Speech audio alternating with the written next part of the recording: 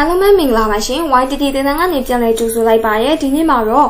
ကွန်ပျူတာထဲမှာ day and time setting ချိန်နဲ့နည်းလေးကိုပြပြပေးသွားမှာပဲဖြစ်ပါတယ်အရင်ဆုံးအနေနဲ့သင်္စာတို့ရဲ့ laptop မှာပေါ့နော် desktop မှာဒီညာဘက်ထောင်လေးမှာဆိုလို့ရှိရင်အချိန်ရဲ့ရက်စွဲရဲ့ရှိရဲ့အဲ့ဒါလေးတွေကို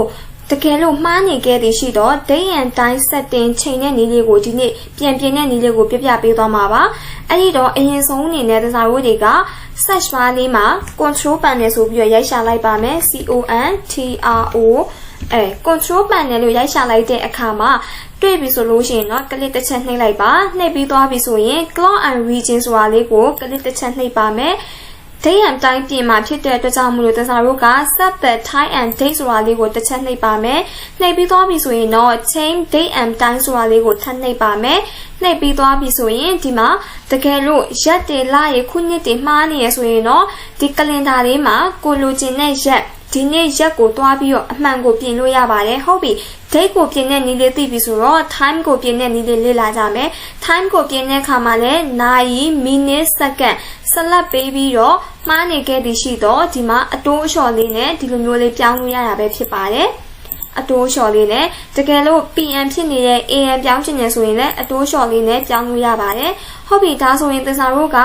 date ကိုလည်းပြင်တဲ့နည်းသိသွားပြီ time အချိန်ကိုလည်းပြင်တဲ့နည်းလေးသိသွားပြီမှန်သွားပြီဆိုရင်တော့ okay နှိပ်လို့ရပါပြီတကယ်လို့ကိုကနောက်ထပ်တစ်ဆင့် systematic ကြပေါ့နော် calendar date ကိုတည်ချာလေး format နဲ့ထားခြင်းနဲ့ဆိုရင်တော့ chain calendar setting တွေကိုထပ်ဝင်လိုက်ပါအဲ့ဒီထဲမှာ तू က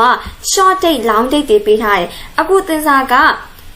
သင်္စာရဲ့ဒီ date format ကိုရက်လခုနှစ်ပုံစံထားတယ်တကယ်လို့ဒီကမိတ်ဆွေရဲ့အနေနဲ့ဒီလိုမထားချင်ဘူးဆိုရင်ဒီ3ကန်လေးကိုဖွင့်ချလိုက်ပါအဲ့ဒီထဲမှာဒီမှာပေါ့နော်လရဲ့ရက်ရဲ့ခုနှစ်ရဲ့ဒီလိုပုံစံထားလို့ရတယ်ပြီးတော့ဒီမှာနှစ်ရဲ့လရဲ့ရက်ရဲ့ဒီလိုပုံစံလဲထားလို့ရတယ်ကြိုက်တဲ့ format ကိုယူလို့ရပါတယ်သင်္စာကတော့အစင်လိုက်လေးထားခြင်းတဲ့အတွက်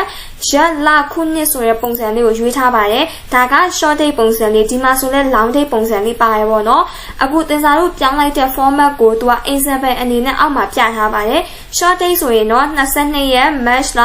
23 long date အနေနဲ့ဆိုရင်တော့ဗုဒ္ဓဟူးနေ့ March လ22ရက်2023လို့ပြထားပါတယ် time ကိုလည်း short time အနေနဲ့ဆိုရင်တနာရီ53 long time အနေနဲ့ဆိုရင်တနာရီ53မိနစ်48စက္ကန့်ဆိုပြီးပြထားပါတယ်တကယ်လို့ကိုလိုချင်တဲ့အနေအထားကိုပြင်ပြီးသွားပြီဆိုရင်တော့ okay ကိုနှိပ်လိုက်ပါပြီးသွားပြီဆိုရင် okay ကိုနှိပ်ပါ okay ကိုထပ်နှိပ်လိုက်ပါဒါဆိုလို့ရှိရင်တော့သင်္စာတို့ရဲ့ကွန်ပျူတာမှာ laptop မှာ date and time setting ကို professional ကြ